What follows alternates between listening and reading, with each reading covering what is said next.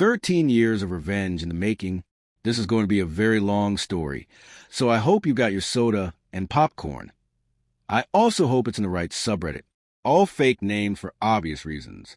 Disclaimer: for a reason, so you don't have to read my entire life story. There will be time skips throughout the story. Some of it won't make sense, and there may be more questions after it's done, but I'm just condensing this down to bare bones, including the important events and the revenge. The long part is the backstory. Long backstory. My mom is the highest level of a failed parent. When I was 2, my baby brother, Mark, was born as a typical 2-year-old. I didn't like that and proceeded to act out in regards to it. As time went on, though, I learned from my grandfather and grandmother that treating someone like that wasn't a good idea, and then turned my act around to love and care for him and help out where I could. However, this didn't change much. My mother basically threw me away to be raised by my grandparents because I was a demonic hell spawn of a child. In her mind, her new child was latest greatest, and I was just old news. Let's time skip. My mother has now had her 4 kids, Mark and I with my dad, and Sam and Alicia with my stepfather. I'm about 13, Mark 11. Alicia is about 1.5, and Sam was just born. Mom and Dad are divorced. Mom married stepdad, and I am at the rebellious age now where things don't make sense to me, and I feel like I know everything. So my stepdad's idea is to beat out of me. Every time I showed any sense of individuality or questioning something, I got beat for it. Sometimes right in front of my mother, and she didn't care a bit. This is where the trigger for me wanting my revenge started, but being 13 and sadly a little on the mentally damaged side from all the beatings, and having a bookcase full of books land on me at around 11, I had no concept of what sort of revenge would come from my mind at the time, so I decided that waiting would be best. Mom's mistake 1 has been made. On top of that, my mother and stepdad refused to do any housework, instead waiting for the weekend when Grandma and Grandpa would leave to visit Grandma's mother, and put us to work cleaning the house and doing stuff adults should be doing. Now I get the concept of chores. Chores are fine. It's when you make your child climb ladders and get on the roof at the age of 11 to clean out gutters, or climb trees to snip branches, and such that it gets a bit too dangerous. This happened since I was about 10. Yes, I know. Things are a little out of order. I'll keep on track. Time skipped to when I'm 14. My mother told me and Mark to watch Alicia. She was 2 by this time. Stepdad wanted to play video games, and when we weren't being bad in his eyes, he let us watch, but we were never allowed to play without him there watching us. I pop up while I'm sitting there and ask, "Where's Alicia?" Full-blown panic mode. Go. Mark and I just up and go scouring through the house. Stepdad goes to check my mom's room, where she's sleeping with Sam, who she was up with all night. My dad was in the kitchen making himself something to eat while he was visiting, then freaked out and burned his hand on the stovetop. When everyone started freaking out, then started searching. Mark and I ran out back and looked around, saw nothing, didn't even think to check the pool, so we ran back inside and rummaged through the garage. Next thing we hear my mother screaming at the top of her lungs, and we rush outside to find Alicia on the deck not breathing, and my mother and stepdad try and perform CPR on her. My father drags Mark and I away to go inside, and the ambulance is called. Needless to say, Alicia did not survive, and they pulled the plug on her that night. Mom's mistake, too, has been made. Mark and I were devastated, being the teenager I was, and the preteen he was. We immediately blamed ourselves, and our grandparents assured us that it wasn't our fault or responsibility, and that we need to know this isn't on us. A week later, Child Protective Services got word and came, and my father, in his infinite wisdom, initiated a custody battle with my mother after this, claiming she wasn't capable of caring for her children and won temporarily. Needless to say, our grandparents believed we belonged with our mother and fought back. My mom ultimately won us back. Time skip. I'm 18 now. I'm an adult. I'm looking to graduate high school and make my mark on the world and get my life going. Mark was 15 now, had gotten into a fight and broke his finger. It had to be repaired with pins and screws, and was on some pretty hefty pain medicine. I don't remember the name. It was my mother's job to watch him and regulate his pain medicine so nothing bad would happen. Sadly, that bad thing did happen. Grandfather picked me up from school one day, and I could see he had a gloomy look on his face. We showed up to the house, and as we were walking up, I could see the paramedics rolling a stretcher with a body bag on it. Mark had died from a drug overdose at the age of 15 because my mother wasn't watching him like she should have been. That was the final straw. At that moment, my family was divided, my dad's side and my mother's side. My mother had my grandparents, who I was living with at the time, and my father had me and his family. I sided with my father completely, his argument being that had she been a better mother, Mark would still be alive.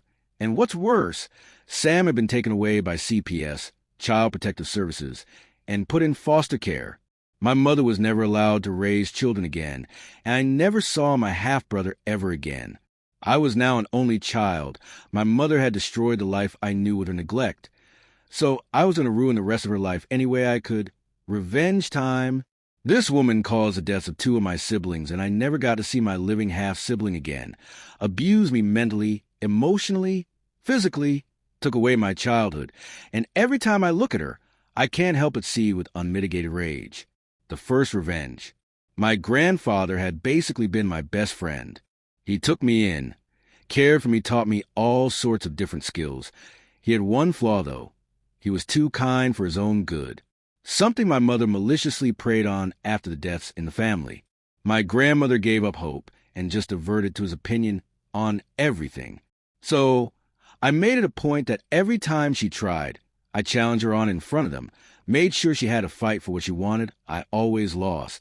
But I could see my constant meddling would get to her, irritate her. I wanted her to do something. I wanted her to hit me, harm me, give me a single reason. She never went that far, but she did break down crying multiple times. Then I got lucky she slipped at work, herniated a few of her discs, and messed her back up really badly. When I got the news, I grinned. Around this time, my stepdad had been imprisoned for doctor shopping, and my mother wanted a divorce from him. When she came home from the hospital, I would take her meds and hide them around the house, and sometimes even throw them away. I wanted her to be in agony. I wanted her to suffer as much as possible, and she did. A few months later, she got into a car wreck, and the police found out she was on a hefty amount of her pain meds. She was charged with DUI and put in jail for 6 months. I grinned and laughed once I got that news, and proceeded to planning my next stage. She was in pain and behind bars. This was perfect. The second revenge. Time skip again. After she got out of jail, we'll skip ahead a few years. She's now living with us. I'm officially in college. I did the stupid thing and took a year off between high school graduation and applying to a college. So my grandparents made me a deal. As long as I worked and was in school, I could stay with them free of charge. Who wouldn't take that deal? While my mother was in jail, I made a point to shove all of her property into a storage and made her room my room, and turned my old living space into my gaming room. She had no choice but to sleep on the couch. I enjoyed every moment of her agonizing when she would get up from laying on the couch. Agonizing caused the metal bars on would press into her back as she slept. This was my revenge for some time, slow and painful. The third revenge. Time skip. We moved back to the old house we were all living in, and my mother has made her back worse through a series of mistakes and bad decisions. She had somehow convinced my grandparents to start illegally procuring drugs for her. She would make the connection with the dealer, and they would shell out money to her for them. I argued with my grandparents to stop. It was illegal, and it will land them all in jail if they get caught. My grandfather agreed, but my grandmother couldn't help but take care of her little girl and guilt my grandfather into it. I refused to be a part of it. I put an anonymous tip into local law enforcement, but sadly nothing came of it. My revenge had failed this time. But I didn't know I would get the ultimate screw you in cause it came in the form of my most malicious, vindictive statement ever spoken. Plus, I was still messing with her, hiding her medications. It's childish, but sometimes you have to be a bit childish to get the point across. The final revenge. I am 31 now. It has been 13 agonizing years since my brother Mark died, and I have finally completed my revenge on my mother. My grandfather just passed last year, and I have been saving a veritable but load of cash from over the years in jobs I worked inheritance from other deaths in the family, and so on. I went to visit my grandmother, who's not been in great shape since my grandfather passed, and her dog passed about 6 months after that. My mother comes out to me while we're sitting there talking and asks if I will take care of her after Grandma was gone. That it was my duty, as her son. She was broke. My grandmother was going into a retirement home, and my mother blew through her inheritance with her dealings. The rest was going to me. I knew it for a fact. I stood up, and while I stared my mother directly in the eyes, I managed the most hateful, vicious stare I could muster. It wasn't hard, and told her, "You get nothing from me. Grandma's going into a retirement home. I'm moving states. You destroyed my life, took away my childhood, were responsible for the deaths of my siblings, broke the law numerous times, and you made everyone's lives a living hell. You'll be on the street and die alone, and I will laugh.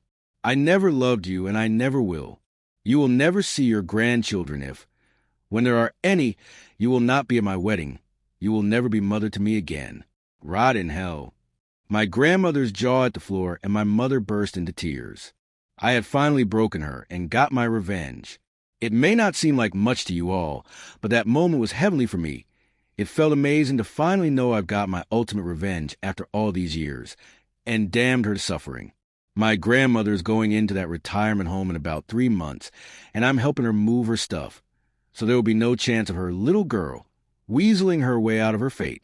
After that, I'm moving to a new state and starting my new life with a new job and wonderful girlfriend who I love more than anything. For those of you who have brothers and sisters, love them, cherish them, and be with them, cause you never know what's going to happen. This revenge was born of me losing my siblings, the one thing I loved most in this world. Being an older brother was the happiest time in my life, and after they died and Sam was taken by CPS, I've had to suffer as an only child and still cry myself to sleep at night over it. It was traumatizing, so please, cherish your siblings. Thank you for reading.